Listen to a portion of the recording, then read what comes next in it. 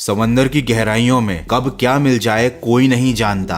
एक Japanese scuba diver को ocean की गहराइयों में डोरेमोन के जैसा दिखने वाला एक रोबोट मिला। ये वैसे तो देखने में डोरेमोन जैसा दिख रहा था, लेकिन ये काफी ज्यादा क्रीपी था। 1993 में डोरेमोन की एक मूवी आई थी, Nobita and the labyrinth tour. उस मूवी में भी ऐसा ही कुछ हुआ था। उस मूवी के अंदर भी डोरेमोन समंदर के अंदर गया था। तो ये जो आप तस्वीर देख रहे हैं, ये जो समंदर के अंदर में डोरेमोन के जैसा दिखाई देने वाला स्टैच्यू मिला है, क्या ये वाकई में असली डोरेमोन है? और नहीं तो फिर आखिर इस फोटो की असलियत क्या है? और अगर नहीं तो फिर आखिर क्या सच छुपा हुआ है इस तस्वीर के पीछे? पूरा सच जानेंगे। और केवल यही नहीं, आज के एपिसोड में है और भी बहुत कुछ, जिसे देखकर आपको बचपन के दिनों की याद आ जाएगी और मजा आ जाएगा। तो वीडियो को शुरू होने से पहले वीडियो को लाइक कर दो, क्योंकि मुझे मालूम है कि आप और हम चाहे कितने भी बड़े हो जाएं, लेकिन डोरेमोन से हमारा जो बॉन्ड है वो हमेशा बिल्कुल वैसा ही रहेगा जैसा कि बचपन में हुआ करता था। तो चलते हैं बचपन में जरा सैर करके आते हैं डोरेमोन की दुनिया में आज के फाड़ू वीडियो में। 2022 में ट्विटर पर एक पोस्ट किया गया। इन फोटोज को देखकर तो आप समझ ही गए होंगे कि ये डोरेमोन के किसी स्टैच्यू से रिलेटेड पोस्ट है। इस पोस्ट में सब कुछ जापानीज लैंग्वेज में लिखा है, तो चलिए इसको ट्रांसलेट करके देखते हैं कि आखिर इस पोस्ट में लिखा क्या है। तो इस पोस्ट में साफ साफ लिखा है कि समंदर की गहराइयों में स्कूबा डाइविंग के दौरान इस शख्स को डोरेमोन के जैसा दिखाई देने वाला एक स्टैच्यू मिला। शुरुआत में तो उसको लगा कि शायद ये कोई खिलौना होगा जो डोरेमोन की तरह दिखाई देता है, लेकिन जब उन्होंने रेत में आधे दबे हुए स्टैच्यू को बाहर निकालने की कोशिश की, तब उनको समझ में आया कि ये कोई खिलौना नहीं है, ये डोरेमोन मेटल का बना हुआ है, बिल्कुल किसी रोबोट की तरह। उन्होंने उस स्टैच्यू को वहीं पर छोड़ दिया, क्योंकि उसको बाहर निकाल पाना उनके बस की बात नहीं थी। बाहर आकर उन्होंने इसके फोटोज को इंटरनेट पर और ट्विटर पर शेयर किया। तो इस फोटो के वायरल होते ही इंटरनेट पर यह कॉन्स्पिरेसी सबसे ज्यादा फैल गई। ये जो फोटो है, ये डोरेमोन के एक ह्यूमनॉइड रोबोट की फोटो है, जो कि 450 साल पुराना है। इस रोबोट को बाहर निकाला गया, जापान की लैब में इसको टेस्ट किया गया और पता चला कि इसकी टेक्नोलॉजी अभी की टेक्नोलॉजी से भी काफी ज्यादा एडवांस है। लेकिन इस रोबोट की जो डेट है वो करीब 450 साल पुरानी है। मतलब ये टाइम ट्रेवल का एक जीता जागता सबूत है। और अभी भी जब आप इस स्टैच्यू के बारे में गूगल पर सर्च करोगे तो आपको यही सारी बातें देखने को मिलेंगी। लेकिन बहुत ज्यादा डीप रिसर्च करने के बाद मुझे पता चला कि ये सारी बातें फेक हैं।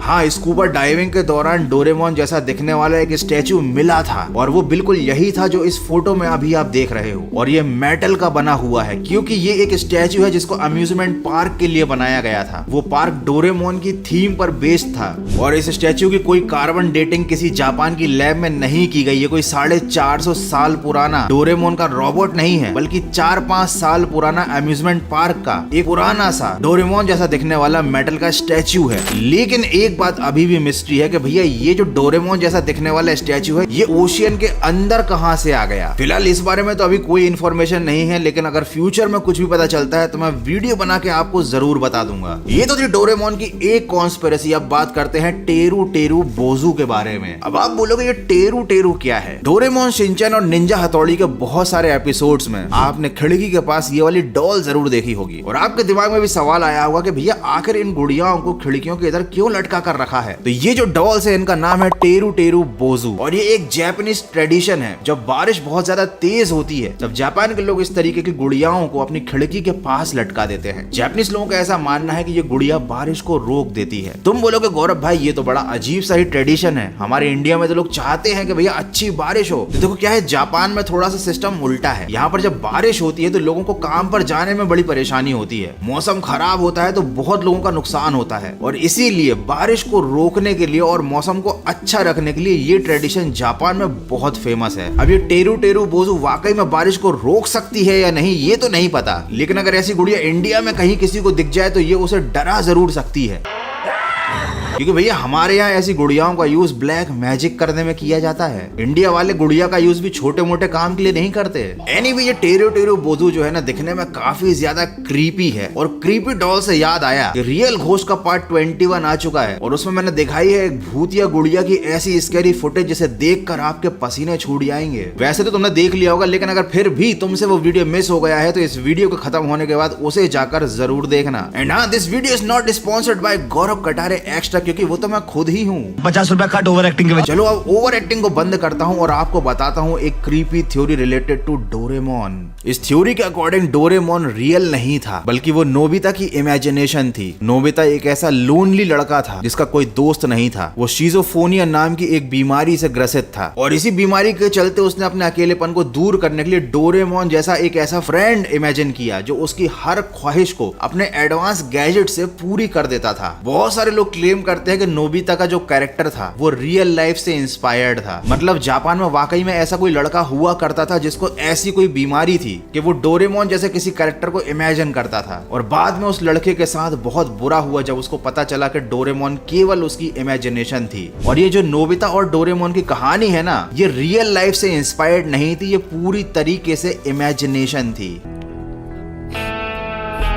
लेकिन हाँ, इस कहानी का भी जो एंड था ना वो काफी ज्यादा इमोशनल था। तो अगर आपको नहीं पता कि डोरेमोन की कहानी का एंड क्या था तो मैं आपको शॉर्ट में बता देता हूँ। तो देखो, बेसिकली डोरेमोन फ्यूचर से आया हुआ एक रोबोट था, ये तो आप सबको पता होगा, और उसे नोबिता की मदद करने के लिए भेजा गया था। लेकिन जब डोरेमोन पास्ट में आया नोबिता के पास तो उसकी एक टाइम के बाद बैटरी डाउन हो गई। अब बिना डोरेमोन के नोबिता का काम तो चलने नहीं वाला था। तो जब नोबिता को ये पता चलता है कि अगर डोरेमोन की बैटरी बदल दी गई तो उसकी मेमोरी रीसेट हो जाएगी, वो नोबिता को भूल जाएगा। तो ये बात सुनते ही नोबिता के होश उड़ गए और उसने ठान लिया कि वो पढ़ाई पर ध्यान देगा, खुद को एक साइंटिस्ट बनाएगा ताकि वो डोरेमोन को फिर से जिंदा कर पाए। और फाइनली कई सालों के बाद जब डोरेमोन एक साइंटिस्ट बन जाता है तो वो ऐसा कोई तरीका निकाल लेता है जिससे वो डोरेमोन को फिर से होश में ले आता है और डोरेमोन की मेमोरी भी रीसेट नहीं होती। डोरेमोन नोबिता को नहीं भूलता। और जब तक ये सब कुछ हुआ नोबिता काफी बड़ा हो चुका था और उसकी सुजुका से शादी भी हो चुकी थी। और उसके बाद जब डोरेमोन को होश आता है वो तो यही सोचता है कि यार नोबिता तो अभी बच्चा ही होगा। तो वो जब नोबिता और सुजुका को साथ में देखता है और देखता है कि ये लोग इतने बड़े हो गए, तो वो जो मोमेंट था ना वो कहानी का बहुत ही ज्यादा इमोशनल मोमेंट था। और लिटरली मैं तो ये सोच रहा हूँ कि मतलब ये लोग जो कार्टून बनाते हैं, एनीमे बनाते हैं, वो लोग इतने मस्त मस्त आइडियाज लाते कहाँ से हैं। तो चलो, जो मस्त मस्त आइडियाज की और क्रीपी थ्योरीज की बात चली रही है तो अब मैं आपको थोड़ा सा टॉपिक से हटकर एक और क्रीपी थ्योरी बताता हूँ, करेज द कावर्डली डॉग के बारे में। ये वो कार्टून था जो मुझे तो बहुत ज्यादा पसंद था। आपको था या नहीं मुझे कमेंट करके जरूर बता देना।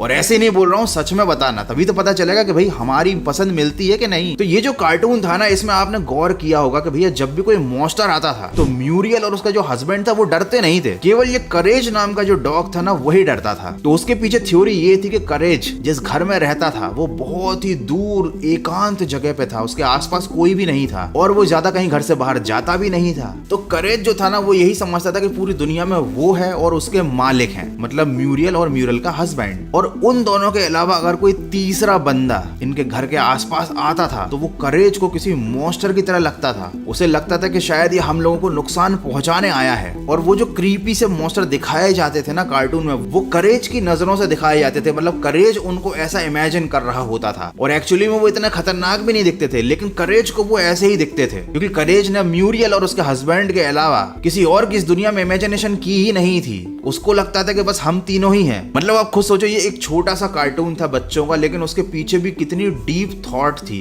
भैया बहुत दिनों से मैंने कार्टून या एनिमे से रिलेटेड कुछ नहीं बनाया था, लेकिन मन तो मेरा बहुत दिनों से था, इसलिए मैंने आज बना ही डाला। आपको ये वीडियो कैसा लगा मुझे कमेंट करके जरूर बताना और ये भी बताना कि इस तरीके के टॉपिक पर भी क्या आप आगे और वीडियोस देखना चाहते हो। अगर हाँ तो बताना, अपन इसकी एक सीरीज चालू करेंगे। तो फटाफट से कमेंट लिख दो और हाँ, वीडियो को लाइक जरूर कर देना और अपने दोस्तों के साथ इसको शेयर जरूर कर देना। Till then take care, goodbye, मिलते हैं अगले एक और फाड़ू वीडियो में।